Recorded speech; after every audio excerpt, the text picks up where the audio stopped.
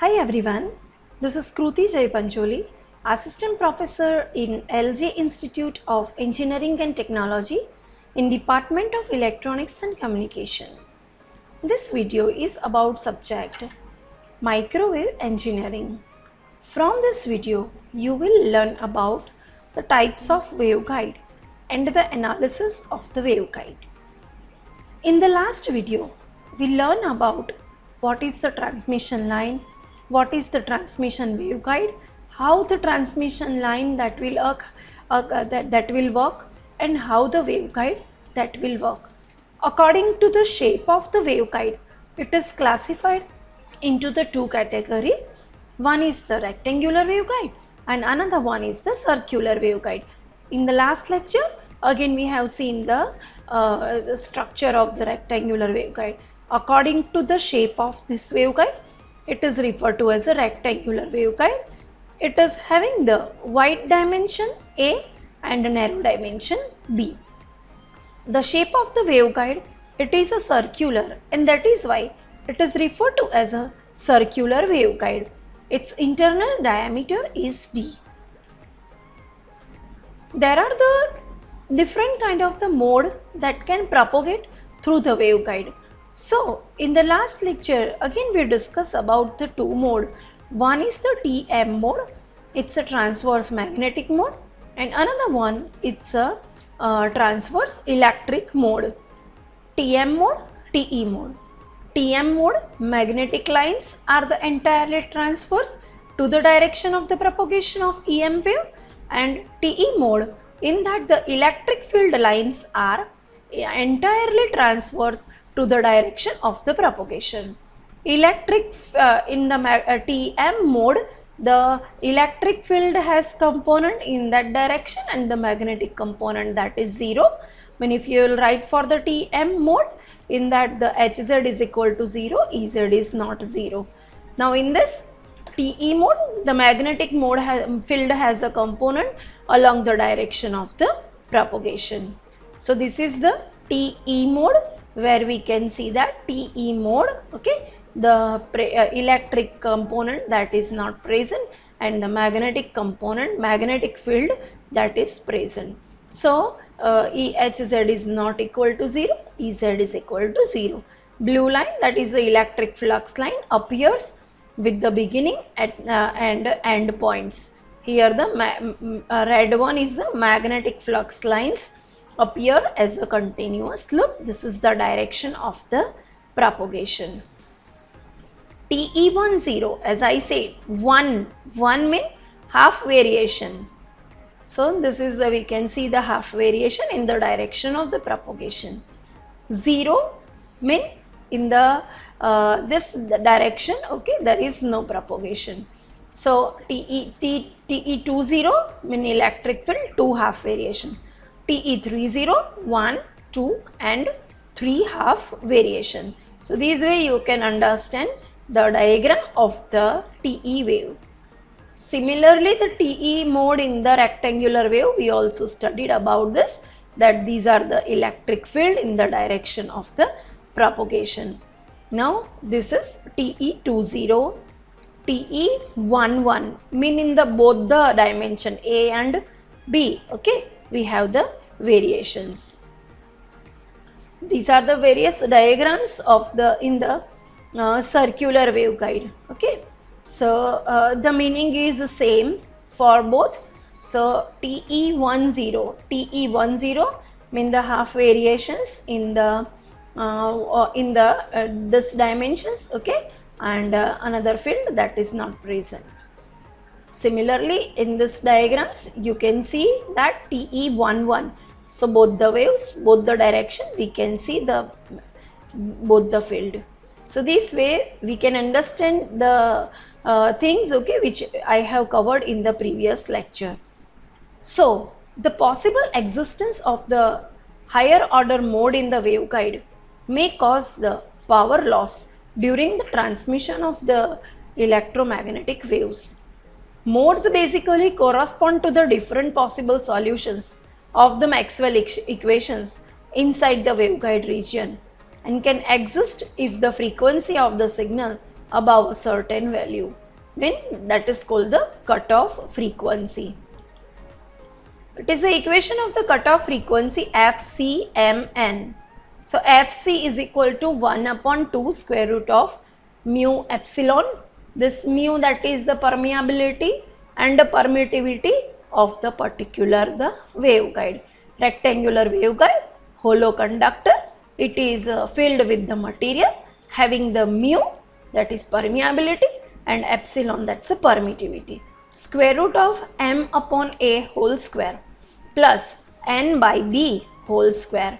So by putting the value or in the equation of the m and n, we can find it out the cutoff frequency for the various waves. So in the exam, the cutoff frequency, if you want to find out, you can go for this equation. So it is equal to C upon 2 square root of mu r epsilon r square root of m by a whole square plus n by b whole square. So if the frequency of a signal is below the cutoff frequency, then corresponding mode will be attenuated with a short distance. So the cutoff frequency, that depends upon the order of the mode and the dimensions of the waveguide. Thus each mode has its individual field pattern and a cutoff frequency. So the mode that has the lowest cutoff frequency among all the possible node is called the dominant mode. So it is important while we are designing for the rectangular waveguide, we should find out the cutoff frequency. So if the cutoff frequency of the signal, okay, if the frequency of the signal that is above the cutoff frequency, then the wave will not be attenuated. So this way we need to find out the frequency, okay, at which the attenuation will not occur. So which is having the lowest cutoff frequency among all the possible nodes, that is called the dominant mode. So here this is the location of the modes, okay, this is the rectangular waveguide, this dimension A, wide dimension, narrow dimension, that is the B, and here we can see that various modes are there, that is a TE01, TE21, TE11, TE20, TE10. Okay, so these are the various the cutoff frequency equations for the waveguide. So it is a common practice to operate a waveguide in a dominant mode for reducing the mode loss. So every time we need to operate that with the dominant mode. So this can be achieved by a proper choice of the waveguide dimensions, such that the frequency of the input signal is greater than the cutoff frequency of the dominant mode but less than the cutoff frequency of the next higher mode. What is the dominant mode? Dominant mode for the rectangular waveguide and for the circular waveguide, that is different, it's not same. So the dominant mode corresponds to the particular combination of M and N that results in a minimum cutoff frequency or a maximum cutoff wavelength. So it is the one which has the highest cutoff wavelength for a waveguide of a given dimensions. So the cutoff wavelength of a waveguide is the highest signal wavelength that can propagate in a given waveguide. TE mode, very first TE00 means M is equal to 0, N is equal to 0. The entire field component vanish. Therefore, the TE00 mode cannot exist inside the waveguide. Dominant mode for the rectangular waveguide is TE10 and for the circular waveguide it is the TE11. So while we are solving the examples and in that it is given that we need to solve the, we need to find out the cutoff frequency for the dominant mode, then always we need to take that the TE10 for the rectangular waveguide and TE11, that's a dominant mode for the circular waveguide. Now next is very important question, that why TEM mode cannot propagate through the waveguide. The reason is what is the TEM mode? TEM mode means both the electric and magnetic field are the entirely transverse. It is significant to note that the TEM mode cannot propagate in the waveguide. Now in the TEM mode, electric field, magnetic field and the direction of the propagation, they are perpendicular to each other. Now waveguide is nothing but a hollow conductor, and thus the perpendicular electric field that gets short circuited to the walls of the waveguide, due to which no potential that exists across the walls of the waveguide, and we can say that the TEM wave that cannot propagate through the rectangular waveguide. And we can also say that there is no axial component or either the E or H in the TEM mode propagation through the waveguide, and it is, again we can say, it is impossible. So that is why we have to keep in mind that which mode that is not possible to propagate from the waveguide, the TEM mode. So either the TE or the TM mode that can propagate through the waveguide. Non-existence of the TEM mode in a hollow waveguide. So let us first consider that the TEM mode exists within a waveguide. So Maxwell equations ensures that the H forms a closed loop. As I said, the magnetic field, okay, closed loop. And since for the TEM wave, H must be perpendicular to the direction of the propagation. Therefore, closed loop of the line also must be perpendicular to the direction of the propagation or at the cross section plane of the waveguide. So now since inside the waveguide the J is equal to 0. So therefore from this Maxwell equations, okay, this D is not equal to 0 and it must be along the axis of the waveguide. So the presence of this D along the axis of the waveguide that ensures the existence of the E along the axis of the waveguide that is in the direction of the propagation. So at last the conclusion contradicts with our initial assumption of the existence of the TEM wave, and therefore the TEM wave cannot exist inside the hollow waveguide. Practically, propagation of the axial current requires a center conductor, and that is why the TEM mode propagation that required a two-conductor system. So you can keep in mind the TEM mode, electric field, magnetic field and the direction of the propagation are perpendicular to the each other. That is the reason. The TEM mode is the principal mode in the coaxial lines.